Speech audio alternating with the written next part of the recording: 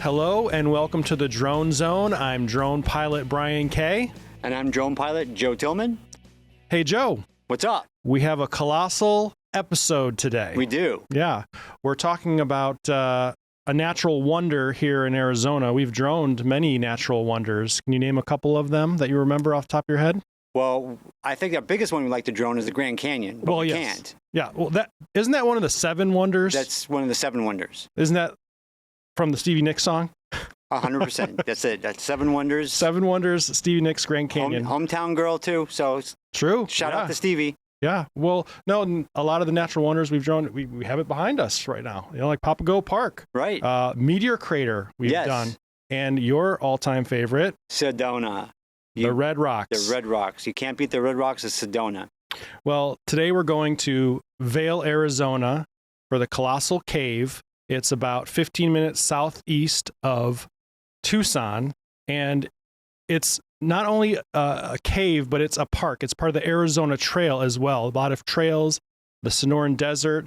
People can ride their horses and do all sorts of activities. So we took the drone there and droned outside the cave, and then we'll talk about the cave when we get back.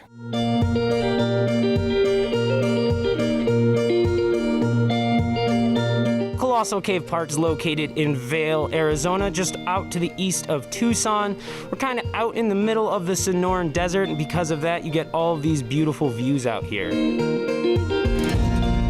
Hi, I'm Matt Sipus. I am a cave tour guide here at Colossal Cave Mountain Park.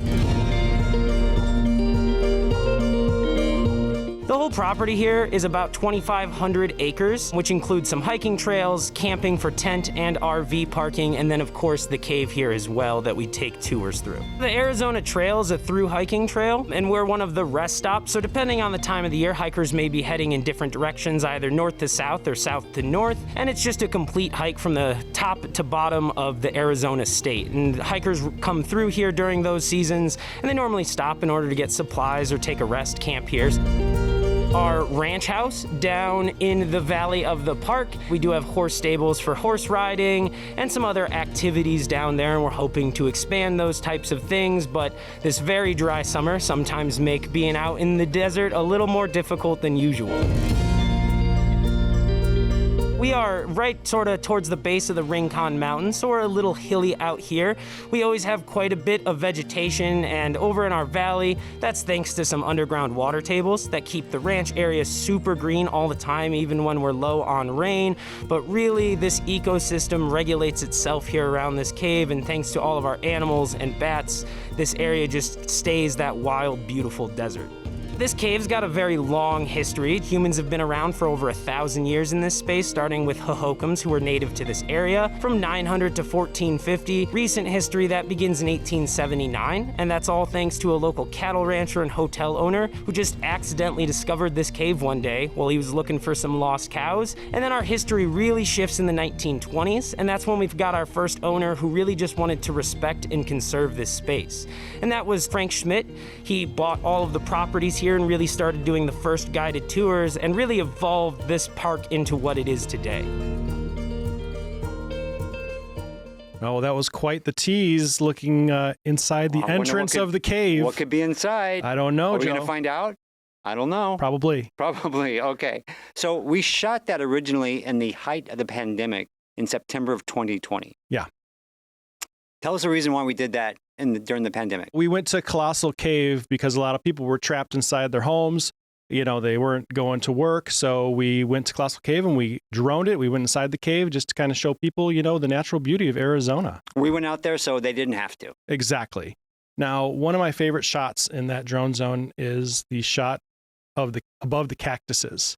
Yes. Cactuses have such a unique shape on its own, but looking at it from straight above just is always a great shot. Right. For the Sonoran Desert. We love the drone cacti in Arizona. It's one of the things we do. And the saguaro cactus has got a great history in Arizona. It's also a crime to chop them down. That's right. So don't chop down saguaro cactuses. Joe, that last shot was a tease because remember we did 2 parts at Colossal Cave. We did. We did the drone of the whole mountain park, and then we went inside, and of course we can't fly the drone inside a cave. It's a little too narrow. And a little too dark. A little too dark, right. So we took our GoPros in there and we got a tour. Let's take a look.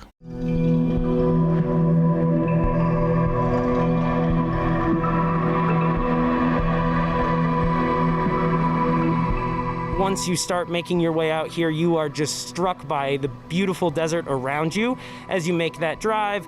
And then that really comes full circle once you get out here, as you start to see all of the cactus and this park just tucked away in the desert. And then you go even further in when you start to realize that there's so much more beneath the surface once you get here. Hi, I'm Matt Sipus. I am a cave tour guide here at Colossal Cave Mountain Park. In the early 1900s, from some U of A scientists, as soon as they walked in, they remarked at how many and how vast the cave systems were here and named it Colossal. You're gonna see just a few minerals and rocks in tons of different formations. Almost every mineral you see around you while you're in the cave is just one type, and that's calcite. This calcite will actually just glow a little bit after having some UV on it. That comes from the massive limestone deposits which we used to have here that have been shaped and crafted over years and flowing water to create this pocket that we have today. This is our drapery room here, named for the features on our wall that kind of looks like curtains or drapes.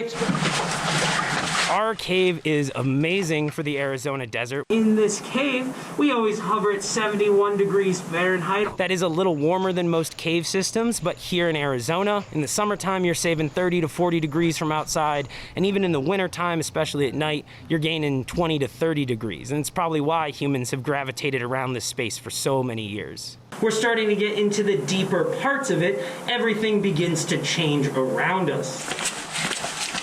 Our regular tour that we do is just our walking tour. It's about 30 to 45 minutes, half mile of walking, 360 steps, and that gets you through the majority of the cave that's been developed, allows you to see in there and sort of see some of those awesome formations and minerals around you.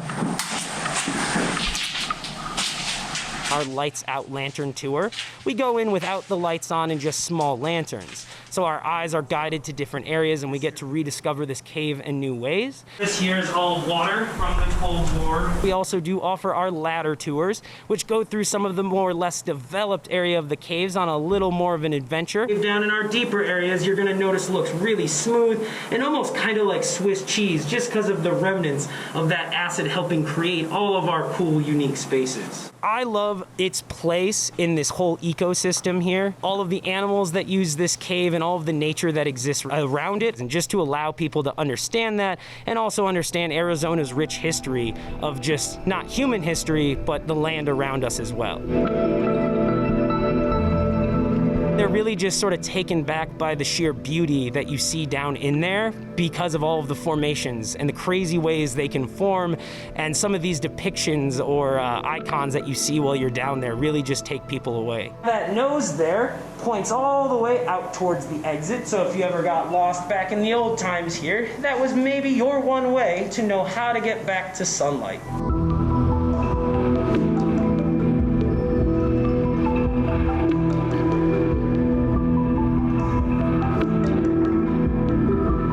Whenever people are leaving the cave, they just don't want to. Because as you're coming up those last few steps, you'll feel that hot air coming back down into the cave, and it makes you just want to turn around and stay.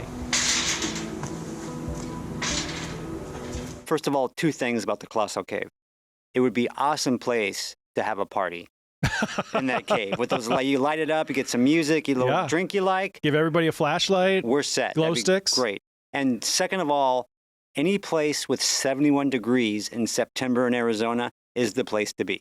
I was going to say that. I agree with you. That is the perfect place to go during the summer heat. Just go inside Colossal Cave for a tour and I'll give them a couple bucks. Let me go in there for 5 minutes, come back out. We're all good. Totally. Hey, Joe, do you remember the stalactites and the stalagmites in the cave? Sure, that sounds right. Can you tell me what the difference is between those two? One's a origin of math. A stalactite is a mineral hanging from the ceiling of a cave like an icicle. Sure. There was a lot of those. We had to like duck and weave in some paths because they were so low.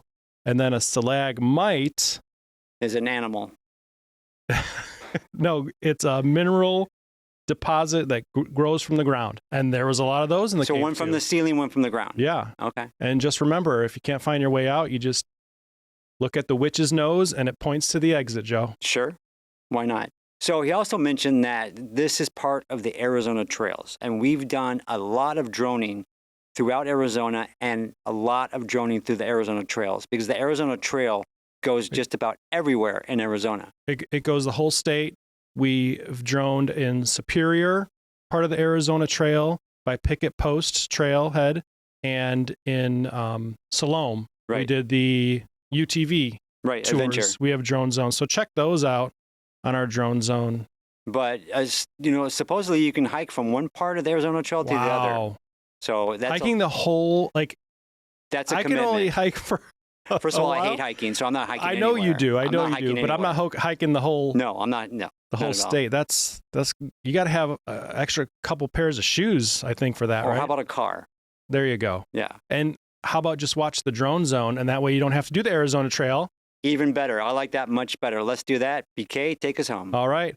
I'm drone pilot Brian Kay. And I'm drone pilot Joe Tillman. Keep your drone soaring and your adventures exploring.